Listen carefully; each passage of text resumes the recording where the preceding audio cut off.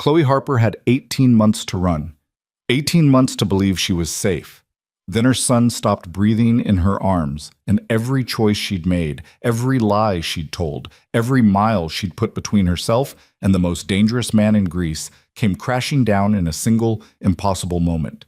Because the only person who could save Leo was the father who didn't know he existed, the man she'd sworn never to call. The underworld king she'd fled in the dark, pregnant and terrified, praying Dmitri Konstantin would never find her. She dialed his number, and everything she'd run from came roaring back. If you want to see how far love can survive betrayal, lies, and the Greek underworld, stay until the end. Hit that like button and drop a comment telling me what city you're watching from. Let's see how far this story travels. The apartment was too quiet. That was the first sign. Not the fever. Chloe had handled fevers before. Not the labored breathing. She was an ER nurse. She knew how to count respirations, assess work of breathing, recognize distress. But the quiet, that hollow, suspended silence that fell over the cramped living room like a held breath, that was new. That was wrong. Leo had been crying for 3 hours straight, high-pitched, inconsolable wails that tore through the thin walls of the Athens suburb where Chloe had been hiding for the past year and a half. The kind of crying that brought concerned knocks from neighbors and made her pulse spike with every shadow that passed the window. Then, 10 minutes ago, he'd gone still. Not peaceful, not asleep. Still. Chloe pressed her palm to his chest, feeling for the rise and fall she'd been monitoring obsessively since the fever spiked past 104. His skin was furnace hot beneath the damp washcloth she'd draped across his torso, his little body limp in her arms like a rag doll. His eyes were half open, glassy, unfocused. "Leo, baby, stay with me," her voice cracked. Professional detachment, the armor she wore in the ER, the wall between her and the chaos of trauma bays and code blues, shattered completely. This wasn't some stranger's child. This was hers. This was the boy she'd carried inside her body while she ran. The boy she'd delivered alone in a clinic outside Thessaloniki because she was too afraid to use her real name at a hospital. The boy whose first breath had been the only thing that mattered in a world that had gone dark and dangerous. She tilted his head back gently, checked his airway. Clear. Pulse. Thready, but there. Breathing, shallow, irregular, but present. Not a seizure. Not yet. But close. Too close. The thermometer beeped. 105.3. Chloe's hands shook as she reached for her phone. She'd already called the local clinic twice. They told her to give him ibuprofen, keep him hydrated, bring him in if it got worse. It had gotten worse. But the clinic was 20 minutes away on foot, and she didn't have a car. She didn't have money for a taxi. She didn't have money for anything except the rent on this shithole apartment and the groceries she bought in bulk at the discount market. She didn't have anyone. Except, no. Chloe set the phone down, her breath coming fast and shallow. She pressed the heels of her palms against her eyes, trying to think through the panic that clawed at her ribs. There had to be another option. There was always another option. She could call an ambulance, but an ambulance meant paperwork, questions, records. Records meant names. Names meant being found, and being found meant losing Leo forever. She looked down at her son, at the tiny chest that barely moved, at the face that was flushed red and slack with exhaustion. 18 months old. 18 months of dodging shadows, changing addresses, working under the table at a hospital that didn't ask too many questions. 18 months of telling herself she'd made the right choice, that running had been the only way to keep him safe. But safe didn't mean shit if he died in her arms. Her phone sat on the coffee table, screen dark, waiting. One number. One call. One man who could move heaven and earth with a single word. Who could summon doctors, specialists, helicopters if he wanted to. One man who had the power to save Leo's life. The same man she'd sworn never to contact again. Dmitri Konstantin. Crime lord, king of the Greek underworld. The father Leo would never know. Chloe's throat tightened. She remembered the last time she'd seen him, standing in the marble foyer of his Athenian estate, his dark eyes cold and unreadable as he'd told her to take the day, after she'd mentioned feeling lightheaded. She'd been 3 months pregnant and hadn't known it yet. She'd thought he was being considerate. She hadn't realized he was distracted, already knee-deep in a war with a rival faction, already making the kind of decisions that ended in bodies and blood. She'd left that night, packed a single bag, walked out the service entrance, and disappeared into a city that swallowed people whole. She told herself it was the right thing to do, that a child didn't belong in Dimitri's world, that love, if that's what they'd had, wasn't enough to protect a baby from the violence that followed him like a shadow. But now, watching Leo's chest stutter with each breath, Chloe felt the full weight of that choice crushing down on her. Because she'd been wrong, love wasn't enough, but power was. Her hands trembled as she picked up the phone. She scrolled through her contacts, most of them fake names, burner numbers she'd used once and discarded. But buried at the bottom, under a contact labeled only as emergency, was the number she'd saved 18 months ago and never dialed. She stared at it for a long time. Then Leo made a sound, a soft, rattling exhale that didn't sound like breathing at all, and Chloe's decision made itself. She pressed call. The line rang once, twice. On the third ring, a voice answered, deep, smooth, edged with the kind of authority that didn't need to be loud. Speak. Chloe's breath caught. She hadn't heard that voice in a year and a half, but it hit her like a freight train. Every memory she'd buried, every moment she'd tried to forget, crashing back in a flood of heat and fear and something dangerously close to relief. Dimitri. Silence.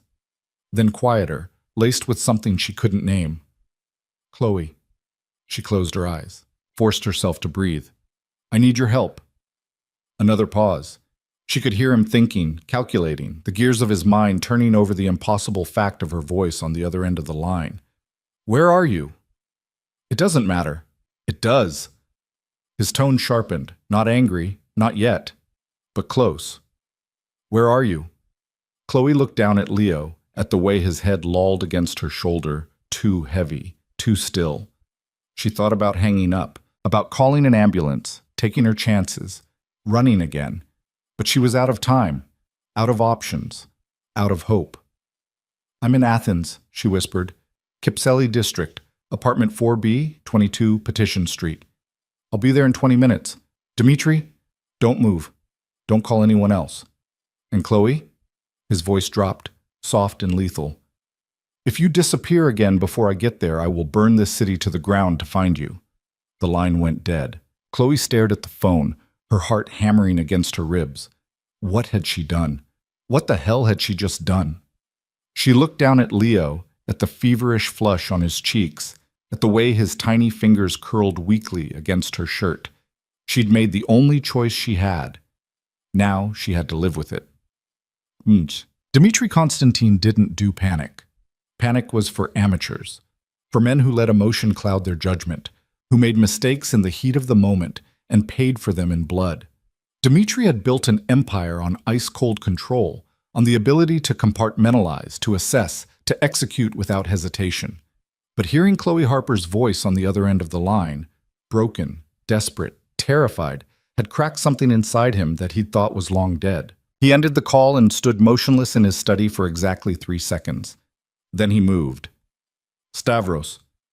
His head of security appeared in the doorway instantly, as if he'd been waiting. He probably had been.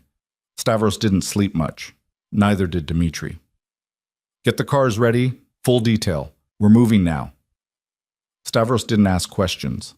He nodded once and disappeared.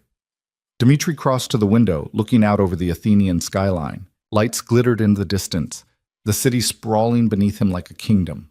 His kingdom. Every street, every back alley, every crooked politician and dirty cop, he owned it all. But for 18 months, the one thing he couldn't find, couldn't buy, couldn't control, was the woman who'd walked out of his life without a word. Chloe. He'd searched for her. Quietly at first, then with increasing desperation as the weeks turned into months and every lead went cold. She'd vanished so completely it was like she'd never existed. No credit cards, no phone records, no hospital employment, nothing. He'd considered the possibility that she was dead, dismissed it. Chloe was too smart, too stubborn, too alive to just disappear.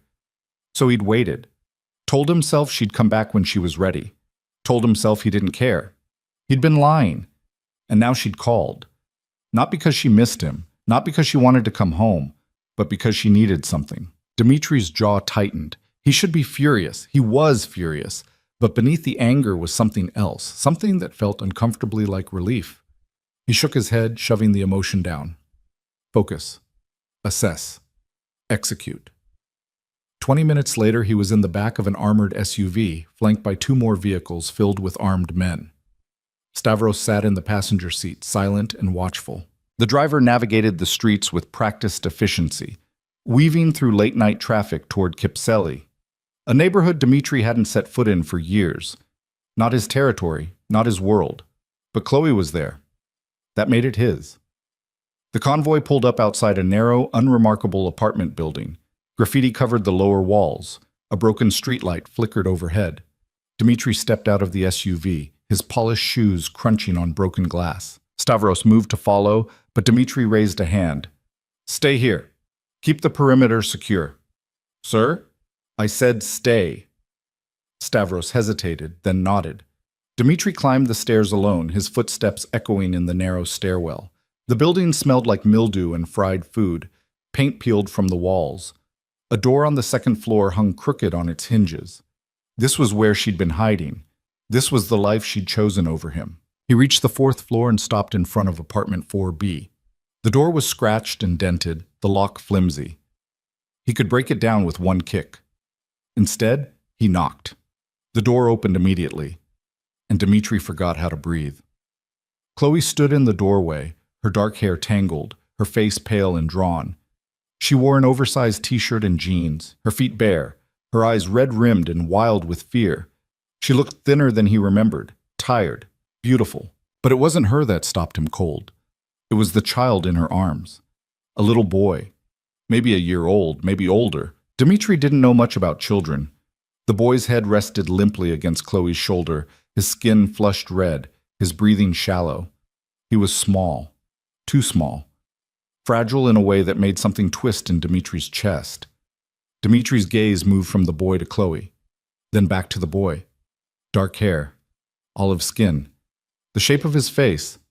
"Dimitri," Chloe's voice broke. "Please, he needs a doctor.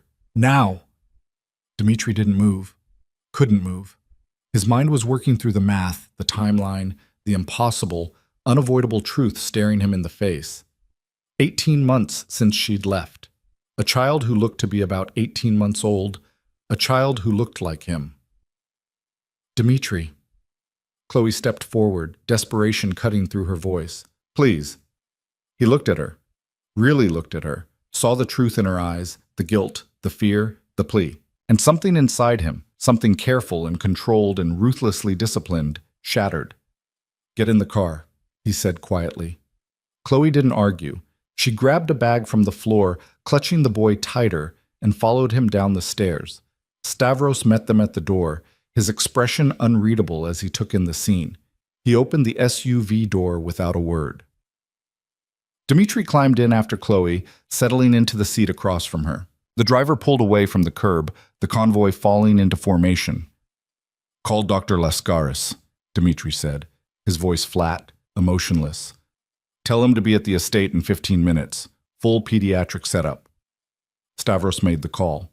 Dimitri sat back, his gaze locked on the boy in Chloe's arms. The boy's eyes fluttered open briefly, dark eyes, fever bright, and then closed again. "His name," Dimitri said. "What's his name?" Chloe's arms tightened around the child. "Leo." "Leo." Dimitri repeated the name silently, testing the weight of it. Then he looked at Chloe, and when he spoke, his voice was soft and deadly. "How old is he?" Chloe's breath hitched. She didn't answer. "How old?" 18 months. Dimitri leaned forward, his elbows on his knees, his eyes locked on hers. "And you were going to tell me when, exactly." Chloe's voice broke. Tears spilled down her cheeks. "I didn't know how." "You didn't know how," Dimitri repeated, his tone icy. "You didn't know how to pick up a phone and tell me I have a son. It wasn't safe." "Safe." Dimitri's laugh was cold, humorless. "You thought he'd be safer here?" In this shithole, alone, with no one to protect him? I was protecting him from you, Chloe shot back, her voice breaking. From your world. From the violence, the danger, the… Enough! The word cut through the air like a blade. Chloe fell silent, tears streaming down her face, her arms wrapped protectively around Leo. Dmitri sat back, forcing himself to breathe, to think, to not put his fist through the window. She'd kept his son from him for 18 months. 18 months of missed moments, first words, first steps, first everything. 18 months of lying, hiding, running. And now she was here because she needed him.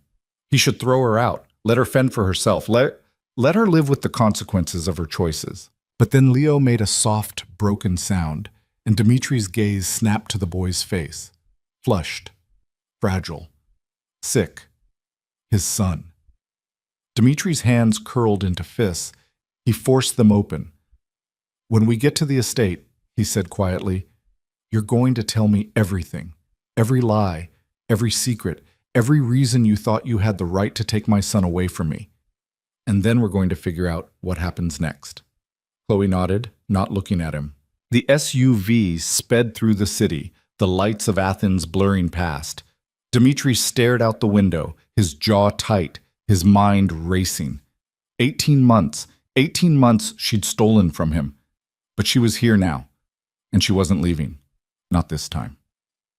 The Constantine estate sat on the outskirts of Athens, hidden behind high walls and guarded gates. Chloe had been here before, back when she'd worked as Dimitri's private nurse, back when she'd been naive enough to believe she could keep her heart separate from her job. She'd failed spectacularly. The gate swung open as the convoy approached. The SUV rolled up the long driveway, past manicured gardens and marble fountains, stopping in front of the main house. Chloe had forgotten how massive it was, how cold, how intimidating, how completely wrong for a child. Stavros opened the door. Dmitri stepped out first, then turned and offered his hand. Chloe hesitated. Then she took it. His grip was firm, steady, impersonal. He didn't let go as he guided her up the steps and into the house. The foyer was exactly as she remembered. White marble floors, high ceilings, a chandelier that probably cost more than she'd earned in her entire life. A man in his 60s stood waiting, a medical bag in hand. Dr. Lascars. Chloe recognized him from her time here. He'd been kind to her once. He nodded at Dmitri, then looked at Chloe and the boy in her arms. His expression softened. Upstairs, Dmitri said. Guest wing, now. Dr. Lascaris followed them up the sweeping staircase, down a long hallway lined with closed doors. Dmitri pushed open one of them, revealing a spacious bedroom with an adjoining sitting room. The bed was enormous, the linens pristine. A crib had already been set up in the corner. Chloe stared at it. How… I made a call, Dmitri said simply. Lay him down. Chloe crossed to the crib, lowering Leo gently onto the mattress. He whimpered, his eyes fluttering open, unfocused. Dr. Lascaris was already beside her, setting down his bag, pulling out a stethoscope. Talk to me, he said gently. What are his symptoms? Chloe rattled off the details, fever spiking to 105, lethargy, decreased responsiveness, no rash, no vomiting. Dr. Lascaris listened, nodding, his hands moving efficiently as he examined Leo. He checked the boy's throat, his ears, his lungs. Likely a viral infection, he said finally, but the fever's too high. I'm going to start an IV, get some fluids in him, bring the temperature down. If he doesn't improve in the next few hours, we'll transfer him to a hospital. No hospitals, Dmitri said from the doorway. Dr. Lascaris looked at him. Dmitri, no hospitals. Handle it here. The doctor hesitated, then nodded. I'll need to stay and monitor him. Fine. Chloe stood frozen beside the crib, watching as Dr. Lascaris worked. The IV went in smoothly. Leo barely flinched, too exhausted to fight. The doctor administered medication, adjusted the boy's position, covered him with a light blanket. He'll be all right, doctor, Lascaris said quietly, meeting Chloe's eyes. You did the right thing, calling for help.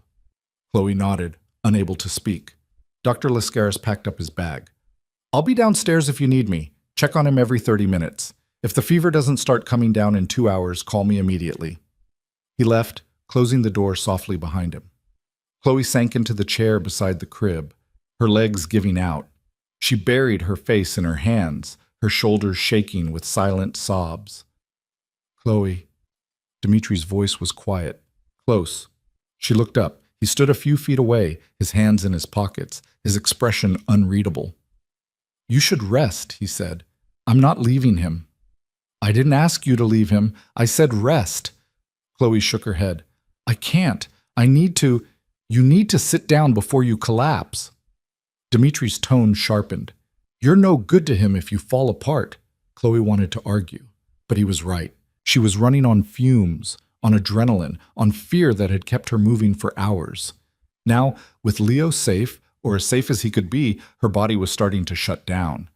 She leaned back in the chair, pulling her knees up to her chest.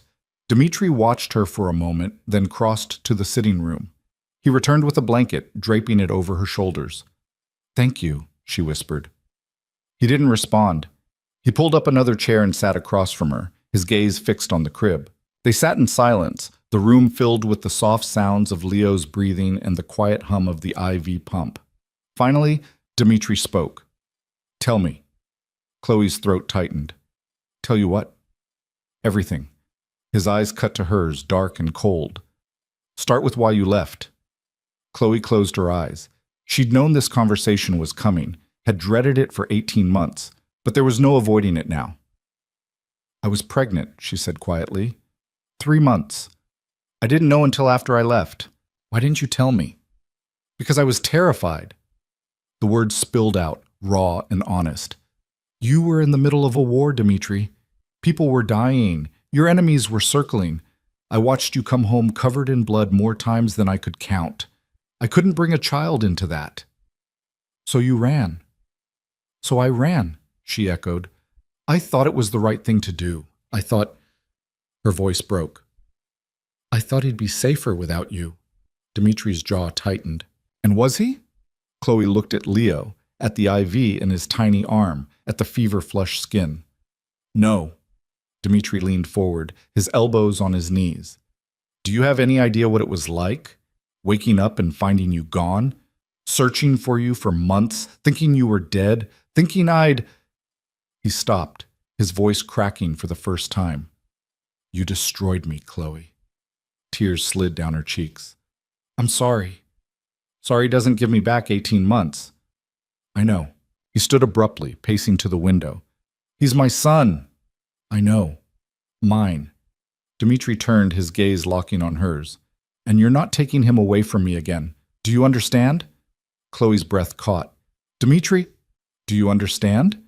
She nodded slowly. Yes. Good.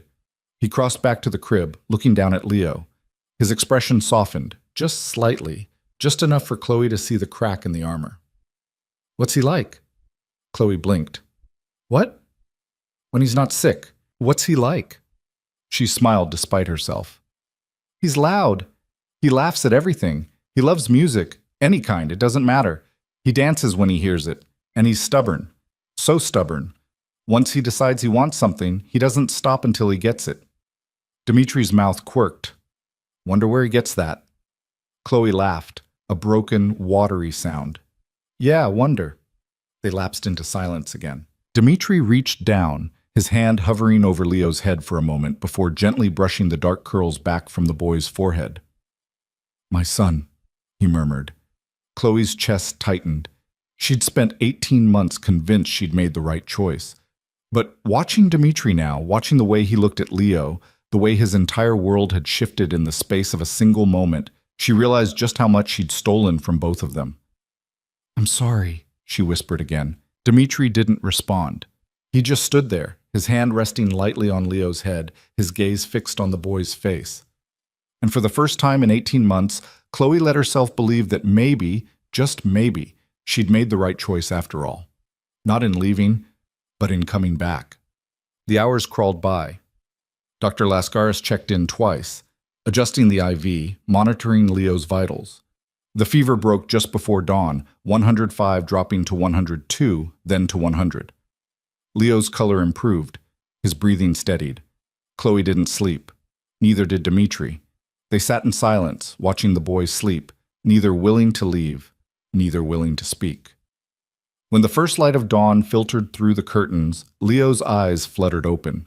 He blinked, confused, disoriented. Then he saw Chloe and reached for her. "Mama." Chloe's heart broke and mended all at once. She crossed to the crib, lifting him gently, careful of the IV. "Hey, baby, I'm here. Mama's here."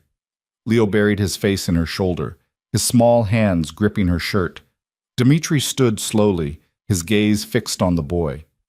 Leo turned his head, his dark eyes, so much like his father's, locking on Dmitri's face. They stared at each other. Then Leo smiled. It was a small, sleepy smile, but it hit Dmitri like a freight train. Chloe saw it, the way his expression shifted, the way his entire body tensed and then softened. He stepped closer, his hand lifting, hesitating. "It's okay," Chloe said softly. "You can touch him." Dmitri's hand settled gently on Leo's back. The boy didn't pull away. He just looked at Dmitri with those wide, curious eyes and smiled again. "Hey," Dmitri said quietly. Leo giggled, and just like that, the war was over. The smile didn't last. Leo's giggle faded into a whimper, and within seconds he was crying again. Not the terrified wails from before, but the exhausted, pitiful sounds of a sick child who didn't understand why everything hurt. Chloe rocked him gently, murmuring soft reassurances, but her own exhaustion was catching up fast. Her vision blurred at the edges. Her hands trembled. Dmitri saw it. He always saw everything. "Give him to me." Chloe's arms tightened instinctively. "I'm fine." "You're swaying on your feet." Dmitri stepped closer, his voice firm but not unkind. "You haven't slept. You haven't eaten. Give him to me." "I can handle Chloe." His hand settled on her shoulder, steady and warm. "Let me." She looked up at him, searching his face for anger, for resentment, for the cold fury she'd expected. But all she saw was determination and something that looked uncomfortably like concern. Slowly, carefully, she transferred Leo into Dmitri's arms. The boy stiffened at first, his small body going rigid against the unfamiliar chest. But Dmitri held him securely, one hand supporting his back, the other cradling his head with surprising gentleness. He swayed slightly, a rhythmic motion that Chloe wouldn't have expected from a man who'd probably never held a baby in his life. Leo's crying quieted. Not stopped, but softer, less frantic. "That's it," Dmitri murmured. "You're all right. I've got you." Chloe's throat tightened. She watched them, this dangerous man and this fragile child, and felt something crack open inside her chest. This was what she'd been afraid of. Not the violence of Dmitri's world, not the danger that followed him like a shadow. This, the possibility that he might actually be good at this, that Leo might need him, that she might need him too. "Sit," Dmitri said, nodding toward the chair. "Before you fall down." Chloe obeyed, sinking into the cushions. Her body felt like lead. How long had it been since she'd slept? 36 hours? 40? Time had blurred into one long nightmare of fever checks and frantic prayers. Dmitri continued to rock Leo, his movements steady and sure. The boy's eyes fluttered closed, his breathing evened out. "He trusts you already," Chloe whispered. "He doesn't know any better yet."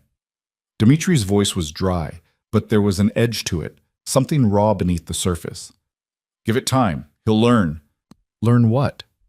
"That I'm not the kind of man people trust." Chloe shook her head. "That's not true." Dmitri's gaze cut to hers, sharp and disbelieving. "Isn't it? You didn't trust me enough to tell me I had a son." The words landed like a punch. Chloe looked away, shame burning hot in her chest. "I was wrong." "Yes, you were."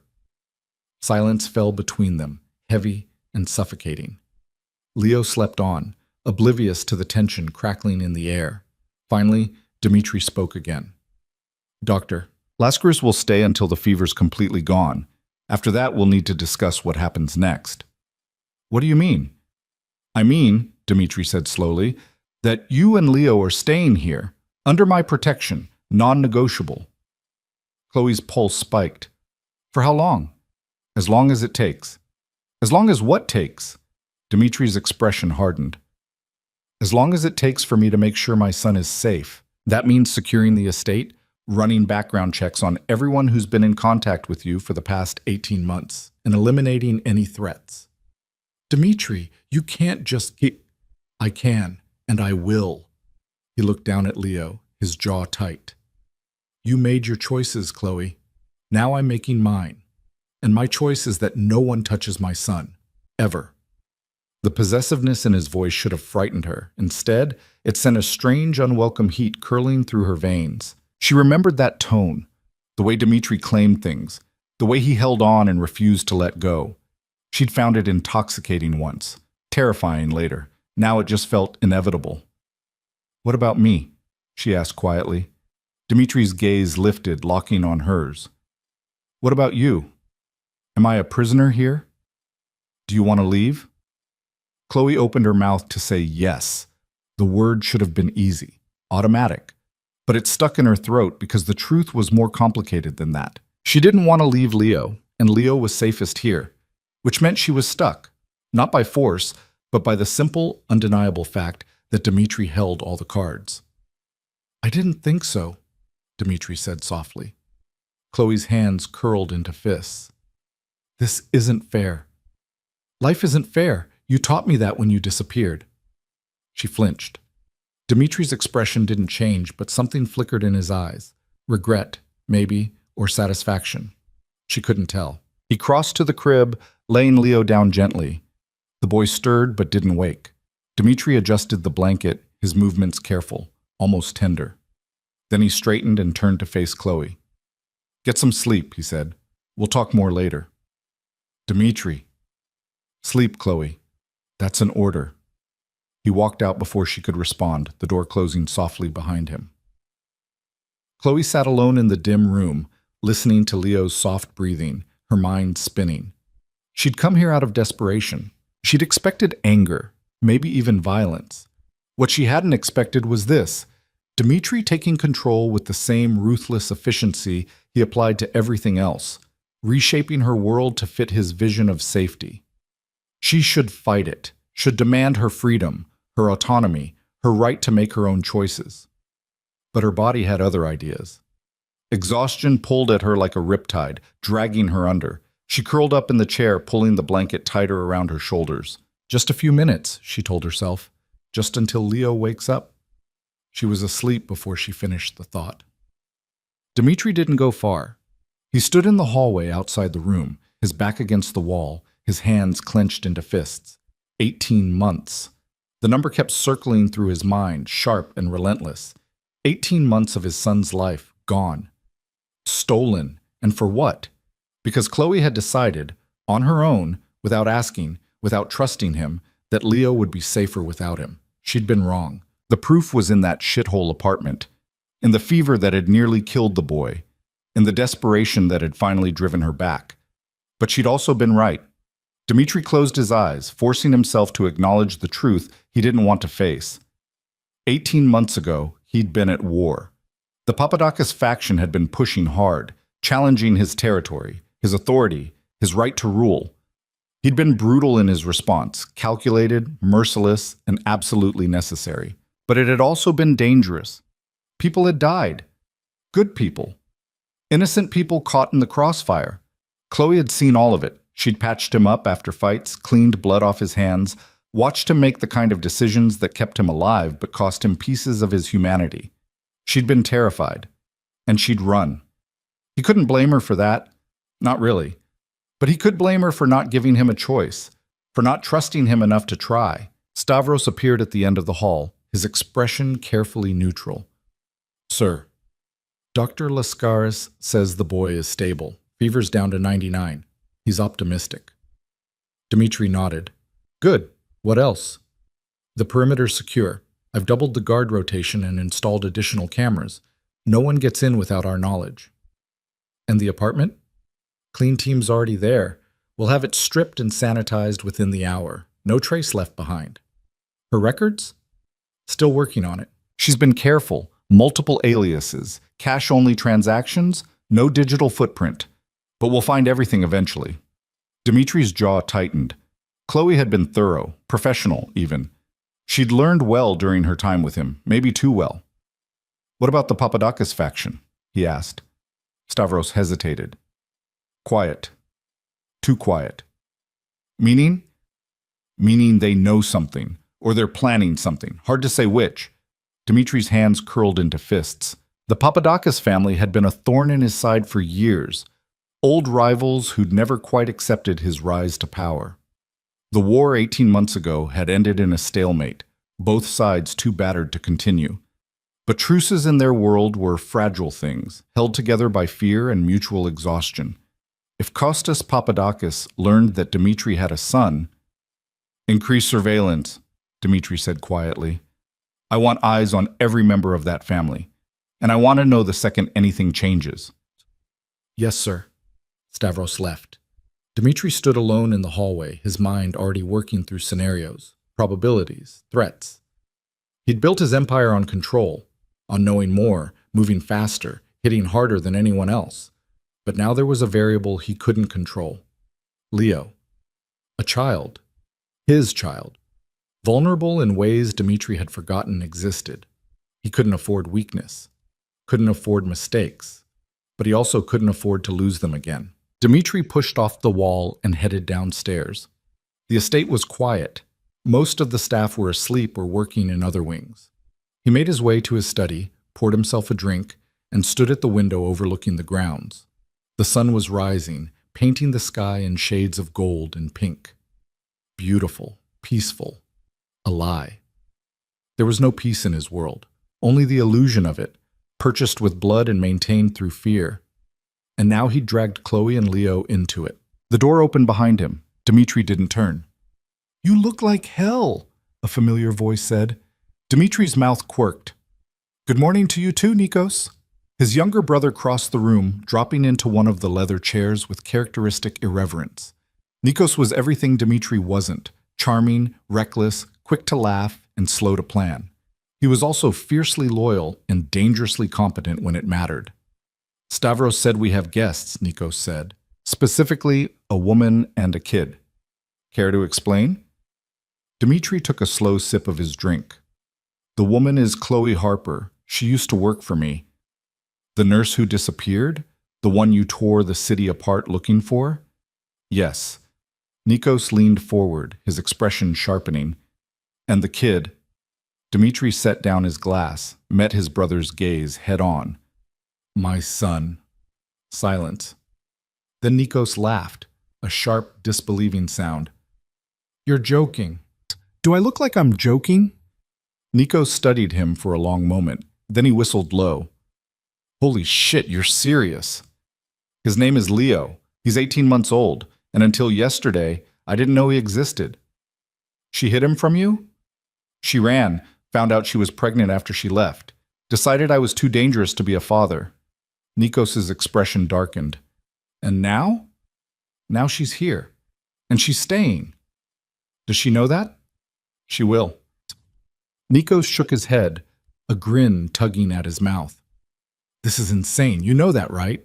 You have a kid, a whole-ass human being who shares your DNA. I'm aware. And you're just keeping them here like that's not going to blow up in your face?" Dimitri's gaze hardened. "I'm protecting them. There's a difference." "Is there?" Nikos's tone was skeptical. "Because from where I'm sitting, it looks like you're caging a woman who already ran from you once. That doesn't usually end well." "She came back. Because her kid was dying. Not because she wanted to." The words hit harder than Dimitri wanted to admit. He picked up his glass again, draining it in one swallow. "What do you want me to say, Nikos? That I should let her go? Send her back to that shithole apartment where she can barely afford food, let alone medical care? Where she's one bad day away from losing everything? I want you to admit that this isn't just about protection. You want her here. You want to keep her." Dimitri didn't answer. Nikos sighed. "Look, I get it. She hurt you. She took something from you. But if you turn this into a prison, you're going to lose her all over again. And this time, you'll lose the kid too." "I won't lose them." "You sure about that?" Dimitri turned away from the window, his expression hard. "I'm sure that I will do whatever it takes to keep my son safe. If that means Chloe stays here, then that's what happens. She made her choice 18 months ago. Now she has to live with mine. Nico stood, shaking his head. Just don't screw this up, okay? You're good at a lot of things, but relationships aren't one of them. Thanks for the vote of confidence. Anytime. Nikos paused at the door. For what it's worth, the kid's lucky to have you, even if you are a controlling bastard. He left before Dmitri could respond. Dmitri stood alone in the study, his brother's words echoing in his mind. He wasn't good at relationships, never had been. His world didn't allow for softness, for vulnerability, for the kind of trust that relationships required. But Leo wasn't a relationship. Leo was blood, family, his. And Dmitri protected what was his, no matter the cost. Chloe woke to the sound of laughter. For a moment, she didn't remember where she was. The room was too large, too bright, too clean. Then memory crashed back. Leo's fever, the desperate phone call, Dimitri's arrival, the estate. She sat up quickly, panic spiking. Where was Leo? The crib was empty. Chloe bolted to her feet, her heart hammering. She yanked open the door and followed the sound of laughter down the hall, through the sprawling house, until she reached a sunlit sitting room overlooking the gardens. Leo sat on the floor, surrounded by toys she'd never seen before. A stuffed lion, building blocks, a soft ball. He was laughing, his face lit up with joy, reaching for the ball as it rolled toward him. Dmitri sat cross-legged on the floor across from him, rolling the ball back. Chloe stopped in the doorway, her breath catching. Dmitri looked different, relaxed almost. He'd changed out of his suit into dark jeans and a black t-shirt, his sleeves pushed up to reveal the tattoos that marked his forearms. His hair was slightly mussed, and he was smiling, not the cold, calculated smile she'd seen him use on enemies, but something real, genuine. Leo giggled and threw the ball. It went wide, bouncing off Dimitri's knee. Dmitri caught it and rolled it back, slower this time. Good try, he said. You'll get it. Leo clapped his hands, delighted. Chloe's chest tightened. She'd imagined this moment 1,000 times, Dmitri meeting Leo, holding him, maybe even loving him. But she'd always imagined it ending in disaster, in Leo crying and Dmitri walking away, in the whole fragile dream shattering. She hadn't imagined this. Dmitri on the floor, patient and present, teaching his son to play. He woke up an hour ago, Dmitri said without looking up. Fever's gone. Dr. Lascaris checked him, said he's out of the woods. Chloe stepped into the room, her legs unsteady. Why didn't you wake me? You needed sleep. Dmitri finally looked at her, his expression unreadable. And I needed time with him. Time to do what? To get to know my son. The possessiveness in his voice was back, sharp and undeniable. Chloe crossed her arms, defensive. He's my son too. I'm aware. Dmitri stood, brushing off his jeans. But you've had 18 months with him. I've had 18 hours. I'm playing catch-up. Leo looked between them, his smile fading. He reached for Chloe, his small hands opening and closing. Mama. Chloe scooped him up, holding him close. He wrapped his arms around her neck, burying his face in her shoulder. It's okay, baby, she murmured. Mama's here. Dmitri watched them, his jaw tight. We need to talk. About what? About what happens next? Chloe's stomach twisted. I thought we already covered that. We're staying here until... What did you say? Until you decide it's safe? That's part of it. What's the other part? Dimitri's gaze was steady, unflinching. The part where you agree to let me be his father. Chloe's breath caught. I never said you couldn't. You didn't have to say it. You made that decision 18 months ago when you walked out. Dmitri stepped closer, his voice dropping. But that ends now. I'm his father, not a stranger, not a threat. His father. And I'm going to act like it. Meaning I'm going to be here every day. I'm going to feed him, play with him, put him to bed. I'm going to make decisions about his safety, his health, his future. And you're going to let me. Chloe's arms tightened around Leo. You can't just take over his life. I'm not taking over. I'm stepping in. There's a difference. Is there? Chloe's voice shook. Because it sounds a lot like you're trying to control everything. Dimitri's expression hardened. I control what I have to in order to keep people safe. You, of all people, should understand that. What I understand is that you don't know how to do anything halfway. You don't share power. You don't compromise. You take and you hold and you don't let go. You're right. Dimitri's voice was quiet, dangerous. I don't let go. Especially not when it comes to my son. They stared at each other, the air between them crackling with tension. Leo squirmed, uncomfortable with the silence. Down, he said, pushing against Chloe's chest. Down, Mama. Chloe set him on the floor. He immediately toddled over to Dimitri, grabbing his leg for balance. Up, Leo demanded, raising his arms. Dimitri's expression softened instantly. He lifted the boy, settling him on his hip. Leo grinned and patted Dimitri's face with both hands. Dada, Leo said clearly. The world stopped. Chloe's heart slammed against her ribs. Dimitri froze, his eyes widening. What did you say? He asked, his voice barely above a whisper. Leo giggled. Dada. Dimitri's hands tightened around the boy, his expression raw and unguarded. Say it again. Dada, dada, dada. Leo laughed, delighted by the game. Dimitri closed his eyes. When he opened them, they were bright with something Chloe hadn't seen before. Tears. He pulled Leo close, pressing his face against the boy's hair. Yeah, he whispered. Yeah, I'm your Dada. Chloe's vision blurred. She turned away, swiping at her eyes, her throat too tight to speak. This was what she'd been afraid of. Not danger, not violence. This, the overwhelming, terrifying certainty that Dimitri would love Leo completely, that Leo would love him back, that she'd lose control of the one thing that had been hers and hers alone for 18 months. But watching them now, watching Dimitri hold his son like he was the most precious thing in the world, Chloe realized something else. Maybe losing control wasn't the worst thing that could happen.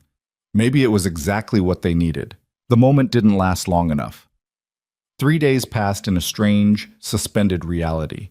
Leo recovered fully, his energy returning in bursts of laughter and chaos that transformed the quiet estate into something Chloe barely recognized. Dimitri rearranged his entire schedule around the boy. Meetings moved to accommodate nap times, phone calls cut short when Leo demanded attention. Entire evenings spent on the floor building block towers just to watch Leo knock them down. Chloe watched it all from the sidelines, her emotions a tangled mess of relief and resentment. Relief that Leo was safe, healthy, thriving. Resentment that Dimitri made fatherhood look effortless when she'd spent 18 months struggling alone. But beneath both emotions was something else, something she didn't want to name.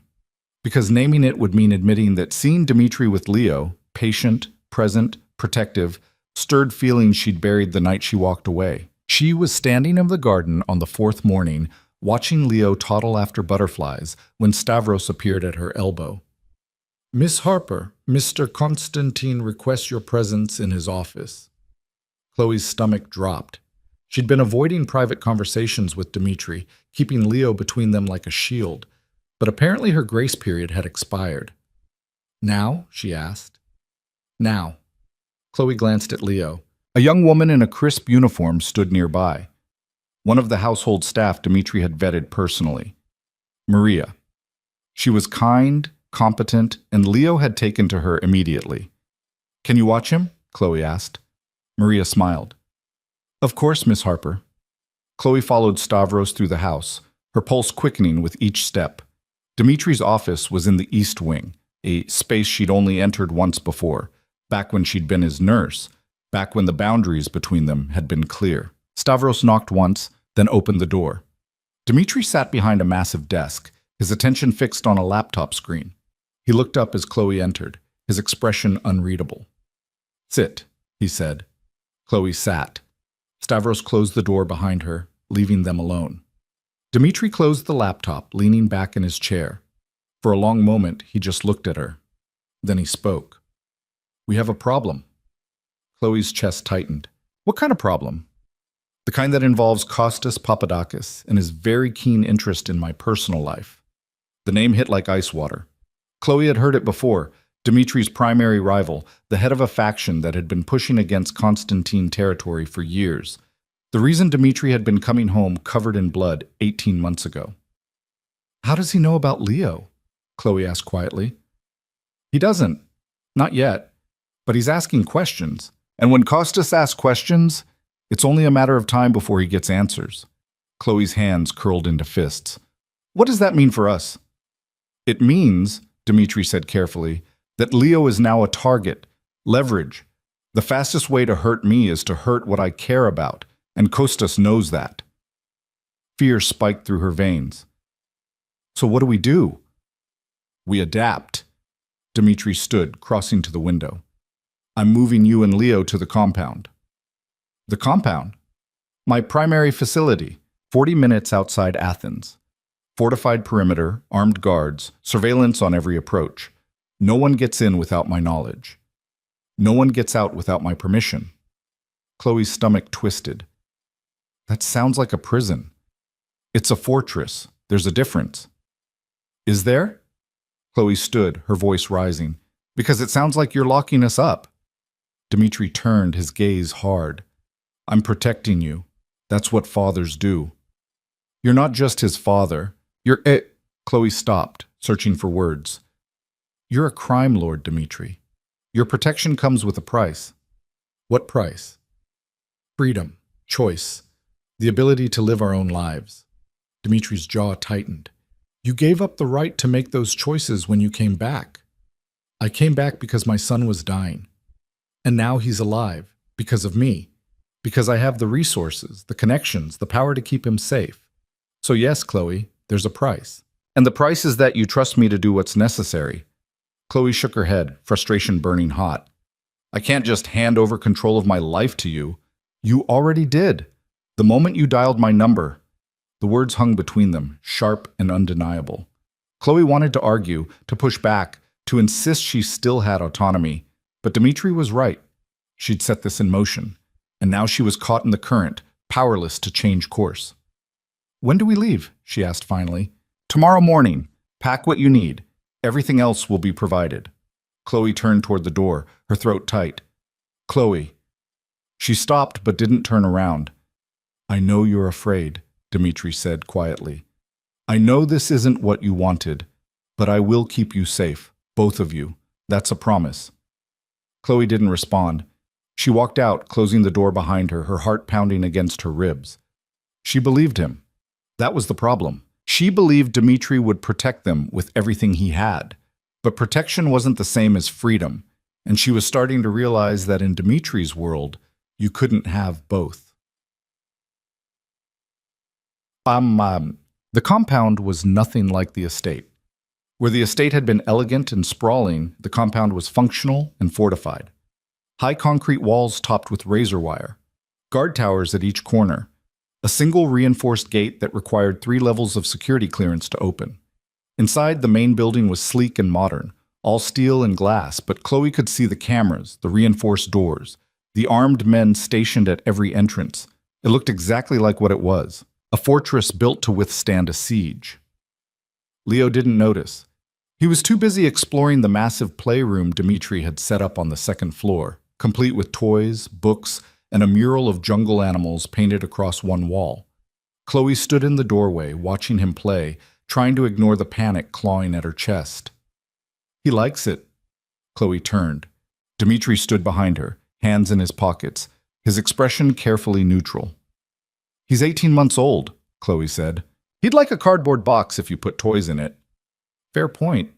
Dimitri stepped into the room, crouching down as Leo ran over with a stuffed elephant. What do you have there? Effant, Leo declared proudly. That's a good elephant. What's his name? Leo thought hard. Big. Dimitri's mouth quirked. Big the elephant. I like it. Chloe's chest tightened. Watching them together was becoming harder, not easier. Every smile, every laugh, every moment of connection reminded her of what she'd stolen from both of them, and what she was losing now. Dimitri stood, his attention shifting to Chloe. We need to talk about security protocols. Of course we do. If Dimitri caught the sarcasm, he didn't show it. You and Leo stay in the residential wing. No leaving the building without armed escort. No phone calls unless I approve them first. No contact with anyone from your old life. Chloe's hands curled into fists. So I'm a prisoner. You're protected. Protected and trapped feel pretty similar from where I'm standing. Dimitri's expression hardened. Would you rather I let you walk out that gate? Let you go back to your apartment, your life, and wait for Kostas to figure out you exist?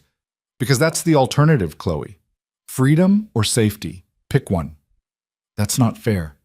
Life isn't fair, you already knew that. Chloe turned away, her jaw tight. She wanted to scream, to throw something, to break the suffocating control Dimitri wrapped around everything. But Leo was right there, playing happily, oblivious to the cage closing around them. How long? She asked quietly.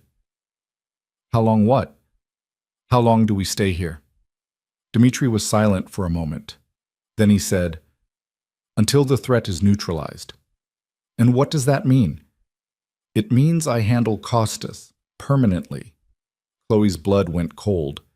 You're going to kill him, if necessary. And if it's not necessary, then I'll find another way.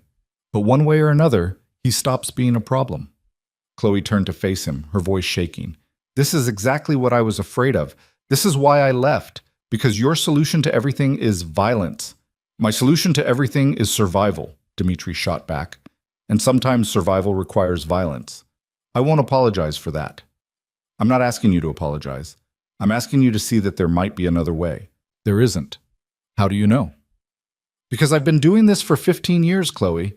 I know how men like Kostas think. I know what they respect and what they exploit. And sentiment, family, love, anything that looks like weakness, that's what they exploit first. Chloe's throat tightened. So what are we supposed to do? Hide here forever while you wage war? You're supposed to trust me. I don't know if I can. The words came out before she could stop them. Dimitri's expression shuddered, his jaw tightening. Then we have a problem, he said quietly. Before Chloe could respond, the door opened. Stavros stepped in, his face grim. Sir, we have movement on the perimeter. 3 vehicles, unidentified. Dimitri's entire demeanor shifted. The father disappeared, replaced by the crime lord, cold, focused, lethal. Lock it down, he ordered. Full protocols, no one in or out. Stavros nodded and vanished. Dimitri crossed to Chloe in 2 strides, gripping her shoulders. Take Leo to your room. Lock the door. Don't open it for anyone except me or Stavros. Understand? Fear spiked through her. What's happening? I don't know yet, but I'm not taking chances. His hands tightened. Go, now. Chloe scooped up Leo, who protested loudly at being pulled away from his toys. She carried him out of the playroom, down the hall, into the suite Dimitri had assigned them. The door was heavy, reinforced. She locked it, her hands shaking. Leo squirmed. Down, Mama. Not yet, baby. Just not yet.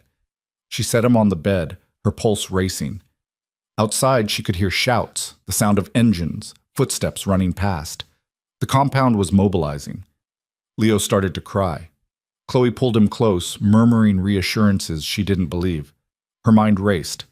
Was it Kostas? Had he found them already? Was this the attack Dimitri had been preparing for? Minutes crawled by. Then an hour. The sounds outside faded. Silence fell. Chloe's phone buzzed. A text from Dimitri. False alarm. Stand down. Relief flooded through her, so intense it left her dizzy. She sat down hard on the bed, Leo still crying in her arms. It's okay, she whispered. We're okay. But she didn't believe it, because this was their life now. Locked doors and armed guards and the constant gnawing fear that the next alarm wouldn't be false. This was what Dimitri's protection looked like, and Chloe was starting to realize she couldn't live like this. Dimitri found her 2 hours later, sitting on the floor of the suite with Leo asleep in her lap. He knocked once, then entered without waiting for permission. He's down? Dimitri asked quietly. Chloe nodded. Finally, the noise scared him. I'm sorry. Chloe looked up, surprised. Dimitri rarely apologized for anything. He crossed the room, lowering himself to sit beside her. For a moment, they just sat in silence, watching Leo sleep. It wasn't Kostas, Dimitri said finally. Local gang. Wrong place, wrong time. They got close enough to trigger the perimeter sensors, but not close enough to be a real threat. This time, Dmitri agreed. Chloe's hands tightened around Leo. I can't do this, Dmitri. Can't do what? Live like this. Constantly looking over my shoulder, waiting for the next attack, wondering if today's the day someone figures out Leo exists and decides to use him against you. Dmitri's jaw tightened. You don't have a choice. There's always a choice. Not in my world. Chloe turned to face him, her eyes blazing. Then maybe we shouldn't be in your world. The words landed like a slap. Dmitri's expression went cold. You want to leave. I want my son to have a normal life. I want him to play outside without armed guards. I want him to go to school, make friends, grow up without learning that people want to hurt him just because of who his father is. That's not possible. It could be, if you let us go. Dmitri stood abruptly, his hands curling into fists. I'm not letting you go. You don't get to decide that. I do, because the second you walk out that gate, you're dead. Maybe not today, maybe not tomorrow, but eventually, Costas will find you, or someone else will, and they'll use you to get to me. Is that what you want? I want a choice, Chloe's voice cracked. I want to feel like I have some control over my own life, but you've taken everything, my freedom, my decisions, my ability to protect my own son. You've turned me into a prisoner and called it love. It's not love, Dmitri said harshly. It's necessity. I don't have the luxury of soft feelings, Chloe. I have enemies who would kill you just to prove they can. So yes, I lock the doors. Yes, I control who you see and where you go, because the alternative is losing you, and I won't do that again. Tears spilled down Chloe's cheeks. You're going to lose me anyway if you keep doing this. Then I'll lose you in a cage where you're alive. Better that than free and dead. The words hung between them, brutal and honest. Chloe wiped her eyes, her voice steady despite the tears. I need you to hear me, Dmitri. Really hear me. This isn't protection. This is control. And if you don't find a way to trust me, to let me be a partner instead of a prisoner, you're going to destroy us. Dmitri stared at her, his expression unreadable. Then he turned and walked out without another word. The door closed behind him with a soft click. Chloe sat alone in the silence, holding her sleeping son, and wondered if she'd just made the biggest mistake of her life. Dmitri didn't sleep that night. He stood in his office, staring at the security feeds, watching the compound perimeter like he could will threats into existence just by looking hard enough. Chloe's words echoed in his mind. This isn't protection. This is control. She was wrong. She had to be wrong. Because if she was right, if he was caging her instead of protecting her, then what the hell was he doing? The door opened. Nikos walked in without knocking, holding 2 glasses and a bottle of whiskey. You look like you need this, Nikos said, pouring generously. Dmitri took the glass, drained it. Nikos poured another. She wants to leave, Dmitri said quietly. Can't blame her. This place is a fortress, not a home. It's safe. Safe isn't the same as happy. Dmitri's hands tightened around the glass. I don't know how to do this, Nikos. I don't know how to keep them safe without controlling everything. Then maybe you need to stop trying to control everything. That's not helpful. It's true. Nikos leaned against the desk. You've spent your entire life building walls, Dmitri, keeping threats out, keeping emotions in. It's worked. You're alive, you're powerful, you're untouchable. But you can't build a family inside a fortress. It doesn't work like that. Then what do I do? You let go, just a little, just enough to show her you trust her. And if that gets her killed? Nikos was quiet for a moment. Then he said, then at least she died free, instead of suffocating in a cage you built with good intentions. Dmitri closed his eyes. He wanted to argue, to insist Nikos was wrong, to cling to the control that had kept him alive for so long. But deep down, in a place he rarely acknowledged, he knew his brother was right. He was losing Chloe, not to an enemy, not to danger, to himself. The question was whether he could change before it was too late. Yeah, the attack came 3 days later. Chloe was in the garden with Leo, Maria hovering nearby. The sun was warm, the air sweet with the smell of flowers. Leo chased a butterfly, laughing, his dark curls bouncing. For a moment it felt almost normal. Then the alarm sounded, sharp, piercing, impossible to ignore. Maria grabbed Leo immediately, her training kicking in. Chloe's heart lurched. "Inside," Maria said sharply. "Now!" They ran. Chloe's pulse thundered in her ears. Behind them, she heard shouting. Gunfire. Real gunfire. Maria shoved them into the residential wing, slamming the reinforced door. "Stay here! Don't move!" She disappeared. Chloe locked the door, her hands shaking. Leo was crying, terrified by the noise. "It's okay, baby," Chloe whispered, even though it wasn't okay, even though everything was falling apart. "Mama's here!" More gunfire. Closer now. Chloe backed into the corner, holding Leo tight, her mind racing. Where was Dimitri? Was he safe? Was this Costas? Was this the war she'd been afraid of? The door shuddered. Someone was trying to get in. Chloe's breath stopped. She looked around wildly for a weapon, for anything, but there was nothing. The door burst open. Dimitri stood in the doorway, covered in blood, his gun drawn. His eyes swept the room, landing on Chloe and Leo. Relief flashed across his face. Then fury. "Are you hurt?" he demanded. Chloe shook her head, unable to speak. Dimitri crossed to them in 2 strides, his free hand cupping her face. "Look at me. Are you hurt?" "No, we're fine."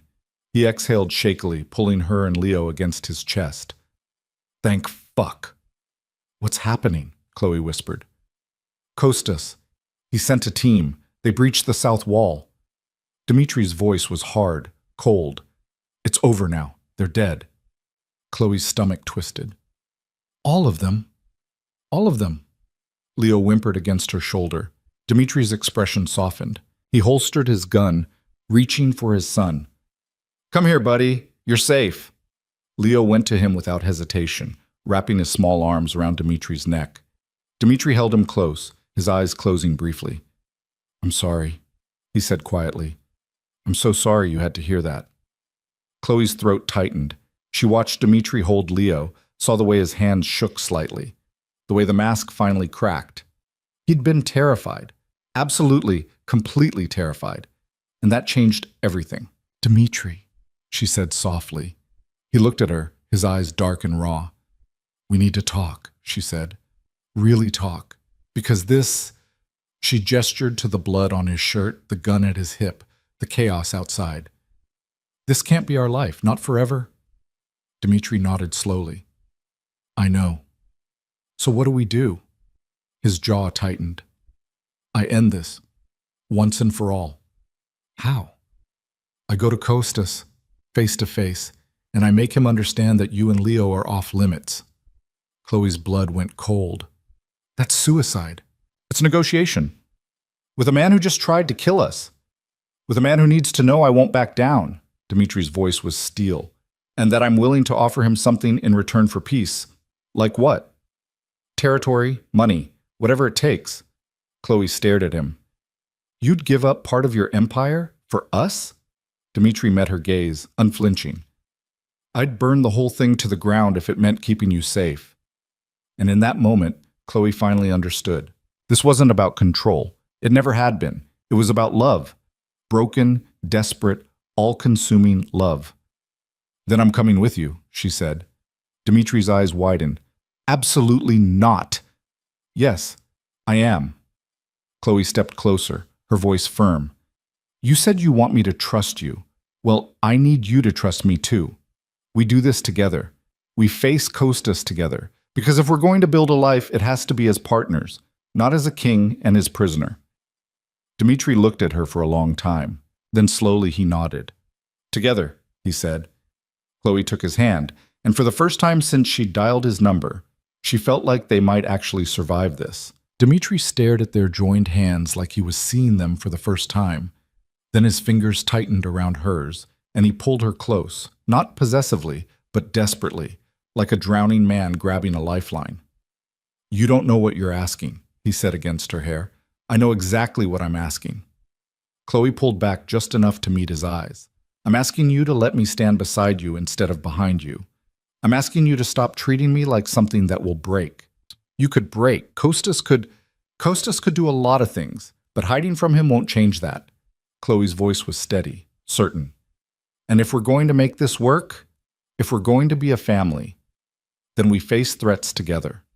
Not with you playing bodyguard while I sit in a locked room wondering if you're coming back. Dimitri's jaw worked. Leo squirmed between them, pushing against Dimitri's chest with tiny hands. Down, Leo demanded. Dada, down. Dimitri set him on the floor carefully.